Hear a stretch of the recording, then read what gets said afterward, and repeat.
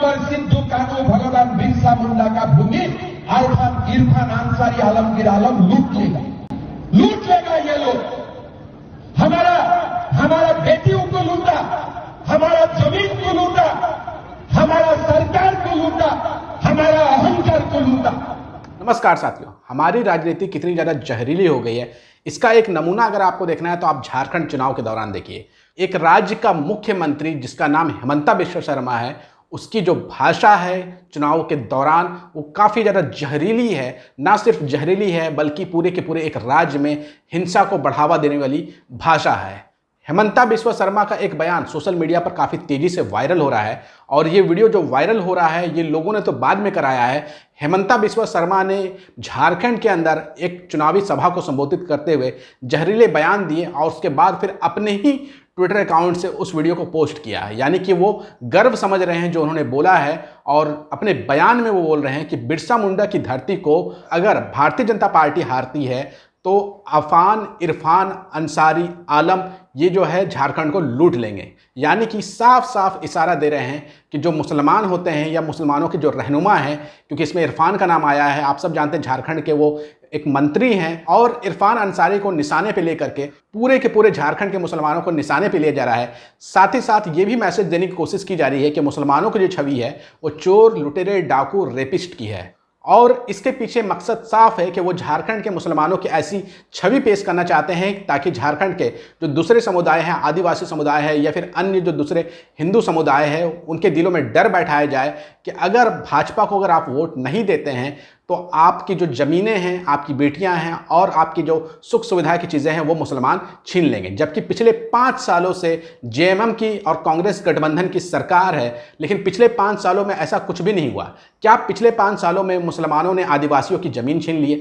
क्या पिछले 5 सालों में मुसलमानों ने हिंदुओं की बेटियों को उठा करके ले गया या फिर आदिवासियों की बेटियों को उठा करके लेके गए हैं? ऐसा कुछ भी ज़मीन पर नहीं है। लेकिन हेमंता बिस्वा शर्मा डरा रहे हैं झारखंड के लोगों को कि अगर भाजपा सत्ता में नहीं आती है तो ऐसा ऐसा हो सकता है और करने वाले जो है वो मुसलमान होंगे। और हेमंता बिस्वा शर्मा यही नहीं रुक रहे हैं, इससे पहले भी उन्होंने बयान दिया है जिसमें वो कहते हैं कि झारखंड में बड़ी तादाद में बांग्लादेशी आ रहे हैं। जबकि सवाल तो ये उठना चाहिए कि आखिर अगर बांग्लादेशी आ रहे हैं उनके मुताबिक तो वो कहाँ से आ रहे हैं? बॉर्डर की सिक्योरिटी की जिम्मेदारी केंद्र सरकार की होती है, लेकिन उस पर सवाल नहीं है कि हमारी केंद्र सरकार जो है रोक नहीं पा रही है और बांग्लादेशी आ जा रहे हैं। जबकि ऐसा कुछ भी नहीं है, ये केवल कहा जा रहा है, एक झूठा आंकड़ा पेश किया जाता है ताकि जो है हिंदुओं को और झारखंड के लोगों को डराया जाए और उसके बदले में वोट लिया जाए। जबकि आप सब जानते हैं कि झारखंड के गोड्डा में एक पावर प्लांट लगा है और उस पावर प्लांट से जो बिजली पैदा हो रही है वो बांग्लादेश को भेजा जा रहा है और झारखंड के लोग धुआं और कोयला खा रहे हैं, सांस ले रहे हैं, पॉल्यूशन भरा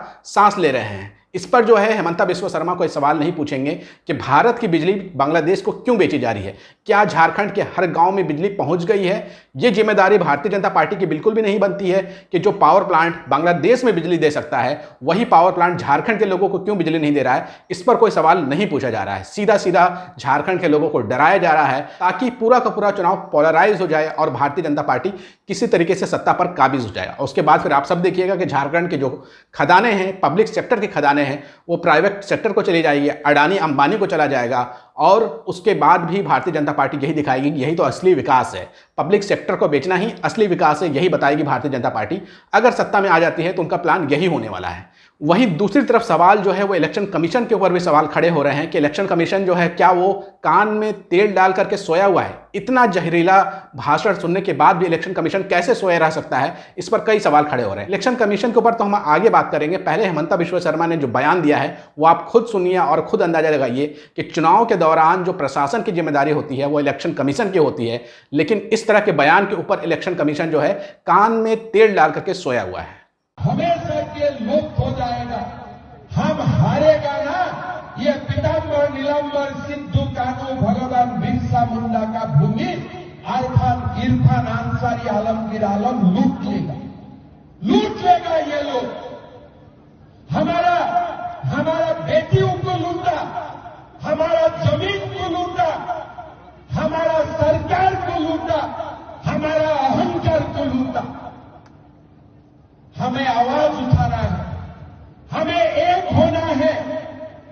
बीजेपी, आजसू, जनता दल, लोक जनशक्ति पार्टी ये जो एनडीए है ना, ये एनडीए को वोट देके हम झारखंड को एक नया झारखंड बनाना है।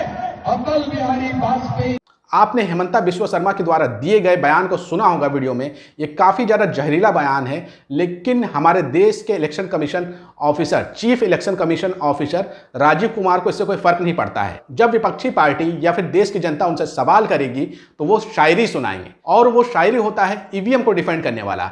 इलेक्शन कमीशन की तो जिम्मेदारी होती है, चाहे वो सत्ता पक्ष हो या फिर विपक्ष हो, दोनों को बराबर प्लेग्राउंड पर तौला जाए और निष्पक्ष कार्रवाई की जाए। लेकिन आप सब जानते हैं कि अगर भारतीय जनता पार्टी का कोई नेता अगर घटिया बयान देगा तो उस पर इलेक्शन कमीशन सोया रहेगा, और जब उनसे जवाब मांगा जाएगा तब वो शायरी सुनाए, और नहीं तो ज़्यादा से ज़्यादा क्या करेगा, एक नोटिस भेज देगा। उसमें कहा जाएगा कि आपने ऐसा बयान क्यों दिया है, उसका कारण बताएं, और वो कारण जो है पूरा चुनाव खत्म हो जाएगा। लेकिन वो कारण इलेक्शन कमीशन के अलावा जनता को भी पता नहीं चलेगा, और इलेक्शन कमीशन ये मान बैठेगा कि जो हेमंता बिश्व शर्मा ने बयान दिया है वो बिल्कुल सही है और इनके ऊपर कोई कार्रवाई नहीं होना चाहिए। मैं आपको याद दिलाना चाहूंगा, आज से 20 साल पहले जब महाराष्ट्र में शिवसेना नई नई पार्टी बनकर के उभरी थी और बाला साहब का वो दौर हुआ करता था, जब बाला साहब ने भी इसी तरीके से सांप्रदायिक बयान दिया था, उसके ऊपर इलेक्शन कमीशन ने किस तरह का कड़ा एक्शन लिया था वो आज हम कल्पना भी नहीं कर सकते। आप अपने स्क्रीन पर यह खबर देखिए।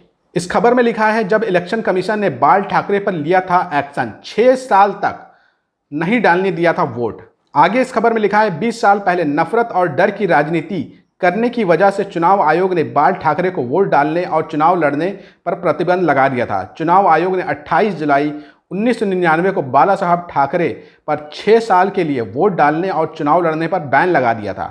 हालांकि आगे चल करके 2005 में इस बैन को खत्म कर दिया गया। बैन खत्म होने के बाद बाल ठाकरे ने पहली बार 2006 में बीएमसी के चुनाव में वोट डाला था। तो आपने जाना, पहले के जो इलेक्शन कमीशन हुआ करता था वो किसी भी तरह के सांप्रदायिक बयानों को नहीं बख्शता था अगर कोई नेता देता था। लेकिन आज का इलेक्शन कमीशन शायरी सुनाता है, और वो कितनी सस्ती शायरी होती है वो आप खुद सुन लीजिए। अधूरी हसरतों का इल्जाम, अधूरी हसरतों का इल्जाम हर बार हम पर लगाना ठीक नहीं। ये ईवीएम कह रही है, मैं नहीं कह रहा हूं। अधूरी हसरतों का इल्जाम हर बार हम पे लगाना ठीक नहीं। वफा खुद से नहीं होती, खता ईवीएम की कहते हो। तो आपने देखा, जब विपक्ष और देश के लोग इलेक्शन कमीशन से सवाल पूछते हैं तो वो शायरी सुनाता है और सरकार को और खुद को डिफेंड करने की कोशिश करता है कि वो कितना निष्पक्ष है। अगर वो कायदे से निष्पक्ष होता तो हेमंता बिश्व शर्मा के ऊपर आज से ही रोक लग जाती कि वो जो है अब चुनाव प्रचार नहीं कर पाएंगे। लेकिन इलेक्शन कमीशन की ऐसी हिम्मत है ही नहीं कि वो ऐसी कार्रवाई करे, या फिर इलेक्शन कमीशन इंतजार करेगा कि कोई जेएमएम का नेता या कांग्रेस के नेता कुछ मिलता जुलता बयान दे और दोनों तरफ वो नोटिस दे करके मामला को रफा दफा करने की कोशिश करेगा। कोई कार्रवाई करता हुआ इलेक्शन कमीशन नहीं दिखेगा। जैसे ही ये वीडियो वायरल हुई है, सोशल मीडिया पर भी रिएक्शन आया है, और पत्रकार रविश कुमार ने क्या कहा है आप अपने स्क्रीन पर देखिए। वरिष्ठ पत्रकार रविश कुमार कहते हैं, चुनाव आयोग ये सब सुनने के लिए नहीं रहा, मत सुनिए, कोई फायदा नहीं है। इस पर एक्शन लेंगे तो उन्हीं को दिक्कत हो जाएगी।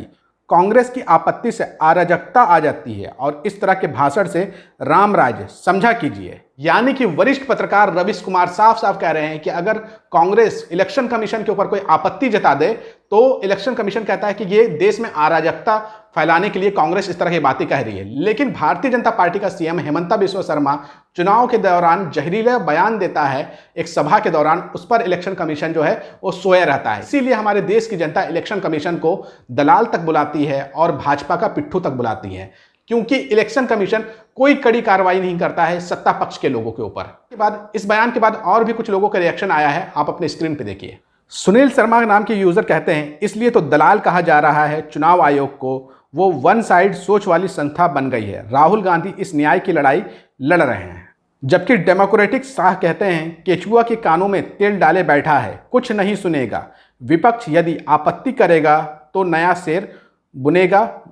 यानी कि देश की जनता इलेक्शन कमीशन के रवैये से काफ़ी ज़्यादा नाराज है, और नाराज हो भी क्यों नहीं, क्योंकि विपक्ष का अगर कोई नेता कुछ भी थोड़ा बहुत बोल देता है तुरंत उस पर नोटिस चला जाता है और उनके ऊपर कार्रवाई भी हो जाती है। लेकिन सत्ता पक्ष का कोई नेता अगर जहरीला बयान भी दे रहा है तो उस पर जो है इलेक्शन कमीशन जो है आंख मूंद के भी रहती है, कानों में तेल डाल के रखती है और जुबान में दही जमा के रखती है। आप कैसे देखते हैं इलेक्शन कमीशन के रवैये को, और आप इलेक्शन कमीशन के बारे में क्या सोचते हैं? कमेंट करके अपनी राय जरूर दीजिएगा और इस वीडियो को ज़्यादा से ज़्यादा शेयर करिएगा।